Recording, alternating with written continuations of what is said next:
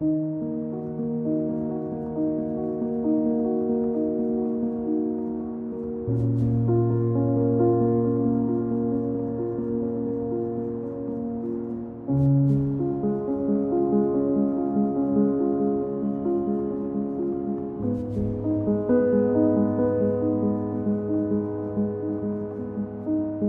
Nancy-Lorraine, ce club historique du football français, a vu défiler des joueurs incroyables, qui ont marqué le club, mais aussi la mémoire de ses supporters.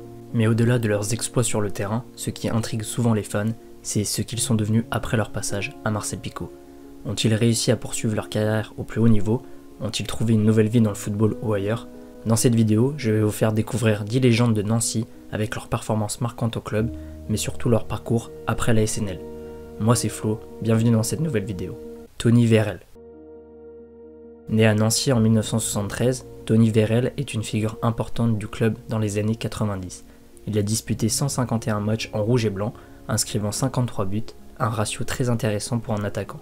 Sa meilleure saison fut 1994-1995, avec 21 buts en Ligue 2, ce qui l'a propulsé vers des clubs plus huppés comme Lyon et Lens. Toutefois, malgré un talent évident, Tony n'a jamais vraiment réussi à s'imposer durablement au plus haut niveau, et sa carrière fut marquée par des hauts et des bas, y compris des difficultés personnelles.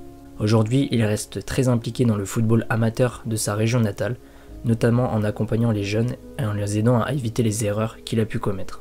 Carlos Curbelo. Carlos Curbelo, défenseur central uruguayen, est une véritable légende à Nancy, avec 312 matchs joués entre 1972 et 1982. Ce joueur de caractère a été un pilier de la défense et un leader naturel. Il fut un acteur clé de la montée en Division 1 en 1975, un moment historique pour le club. Après sa carrière, Carlos s'est consacré à l'encadrement technique, devenant entraîneur des jeunes au sein du club, transmettant rigueur et discipline aux générations suivantes. Sa longévité dans le club en fait un modèle d'attachement et de fidélité. À la fin de sa carrière de footballeur, il rejoint l'Uruguay, son pays natal. Il est le père de Gaston Curbelo, également ancien footballeur à la SNL et maintenant entraîneur des 18 de la SNL. Youssouf Hadji.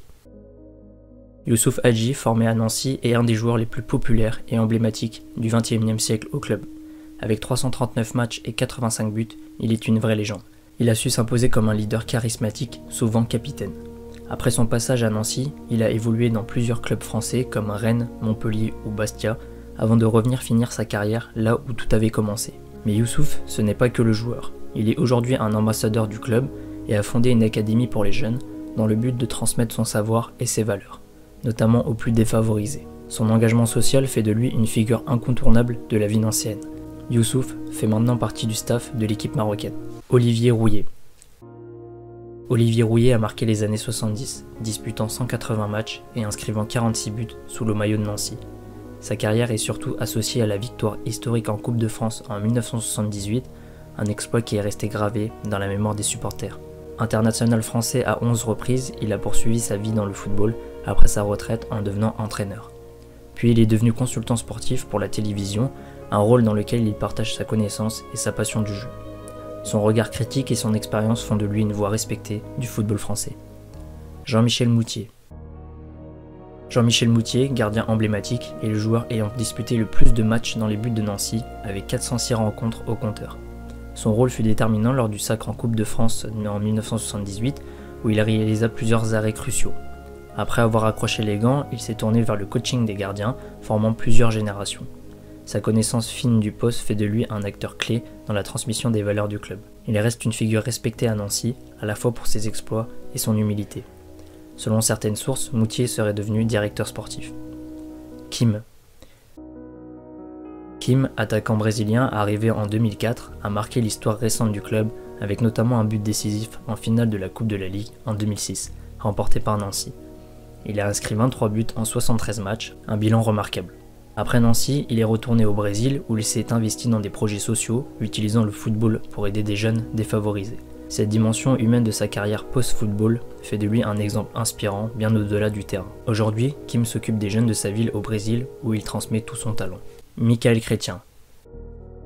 Michael Chrétien est un monument à Nancy, avec 388 matchs joués, principalement en défense. Formé au club, il a été un véritable modèle de régularité et de professionnalisme pendant plus d'une décennie. Après sa carrière, il s'est naturellement tourné vers la formation, devenant encadrant des jeunes joueurs au club. Sa connaissance du terrain et son éthique sont précieuses pour la relève, faisant de lui un pilier du club dans l'ombre. Aujourd'hui, Mika est devenu directeur sportif actuel de la STNL et continue à contribuer grandement au recrutement des joueurs de l'équipe première des Rouges et Blancs. Clément Langlais. Clément Langlais, formé à Nancy, est une des révélations récentes du club. Devenu capitaine à seulement 20 ans, il a disputé environ 80 matchs pour la SNL avant de rejoindre Séville en Espagne. Il a ensuite intégré le FC Barcelone où il compte plus de 150 matchs en Liga et est devenu un international français régulier. Sa progression exemplaire est une fierté pour le club, qui suit de près sa carrière et se sert de son parcours comme modèle pour ses jeunes joueurs. Langlais symbolise l'excellence de la formation nancéenne et l'espoir de voir les talents locaux briller sur la scène mondiale. Aujourd'hui, Clément est toujours joueur à l'Atlético Madrid et international français. Michel Platini. Michel Platini, la plus grande icône née à Nancy, a joué 147 matchs avec 29 buts entre 1972 et 1979. Il a remporté la Coupe de France avec Nancy en 1978 avant de devenir une superstar mondiale au sein de clubs comme Saint-Étienne et la Juventus.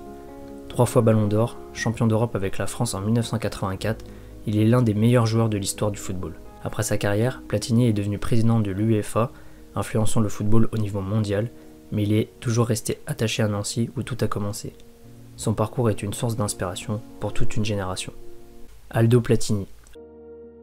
Aldo Platini, père de Michel Platini, est une figure centrale de l'histoire du club. Milieu de terrain et capitaine emblématique dans les années 1960, il a disputé plus de 200 matchs pour Nancy. Mais son influence dépasse le terrain. Il a ensuite été entraîneur, directeur sportif et président du club, sauvant Nancy de crises sportives et financières. Aldo Platini a ensuite construit un héritage durable, fondant le socle sur lequel son fils a pu s'épanouir. Sa fidélité et son dévouement font de lui un pilier incontournable de la SNL. Aldo est malheureusement décédé durant l'année 2017, à l'âge de 90 ans. Voilà donc l'histoire de ces 10 légendes de Nancy, racontées à travers leurs exploits et surtout leur vie après le club. Certains sont toujours joueurs, d'autres ont choisi de transmettre leur passion ou de s'engager dans des causes sociales. Et vous, quel joueur vous a marqué à la SNL ? Merci à tous d'avoir suivi cette vidéo, vous pouvez vous abonner, partager, commenter et lâcher un pouce bleu pour soutenir mon travail. C'était Flo et à bientôt pour une nouvelle vidéo.